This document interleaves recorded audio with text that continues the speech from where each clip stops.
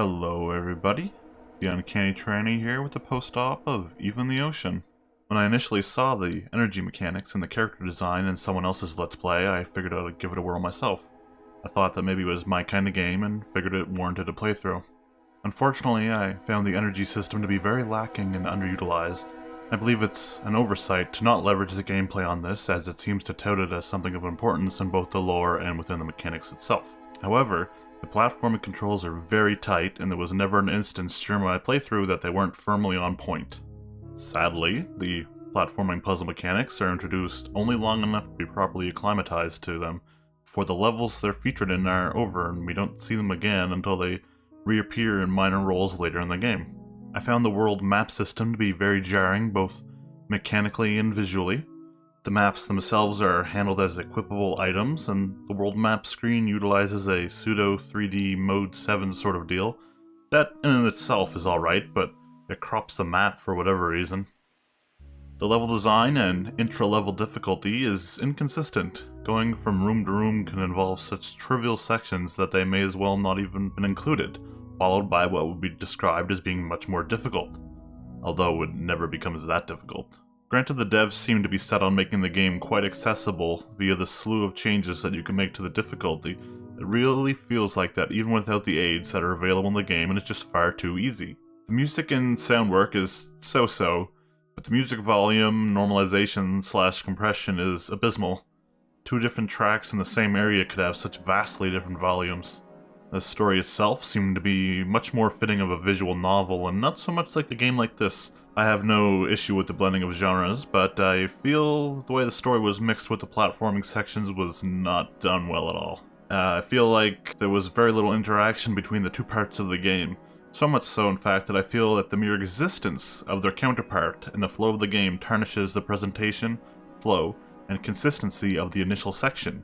And in fact, post-game, in a little dev insert area, they even state that the game was meant to be two different games, and honestly, I feel it shows, and they should have been kept separate. The various themes throughout the game seem to be delivered in such a heavy-handed manner. It felt to me like the devs were just checking off boxes of real-life issues they wanted to include. In the end, it just muddled together. Some of the more integral themes were far too on the nose and even preachy at times. Character development is absolutely abysmal. They just don't give themselves enough time to develop them. In the end, because of this, it feels like almost all the even remotely important characters are some sort of antisocial caricature of how people really act. Considering this game was supposed to be Aliph, the player character, and Yera's story, it seems particularly egregious how the interactions between the two are handled. Between you and me, it feels like the devs were stuck in the mindset that women are emotionally unstable and don't know what they want. Admittedly, they do manage to fit in some rather touching scenes, but they're few and far between.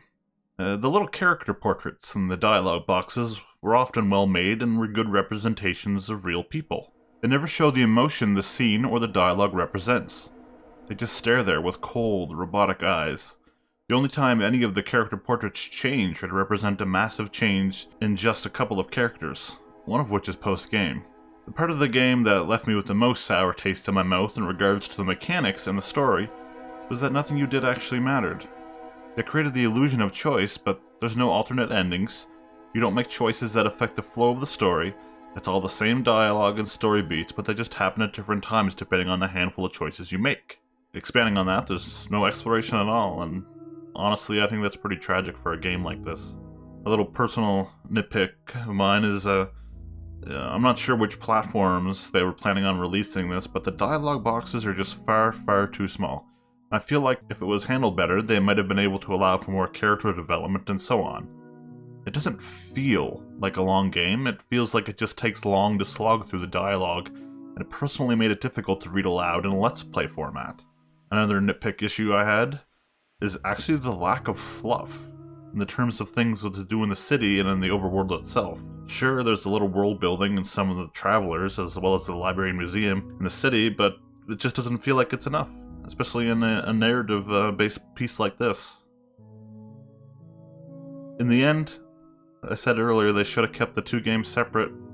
I feel like they muddled each other. They could have been fairly solid, if not very easy platformer, and possibly a half-decent visual novel. And if I were to recommend this game to people, I would say give it a pass. I don't think it's that great. It's kind of tragic what things could have been, because it feels like they just bit off more they could chew, merging 2 games into one. Well, I hope this has helped you make an informed decision on whether or not you wish to purchase Even the Ocean. And I thank you for watching, and I hope to see you next time. And whatever I decide to do, stay spicy.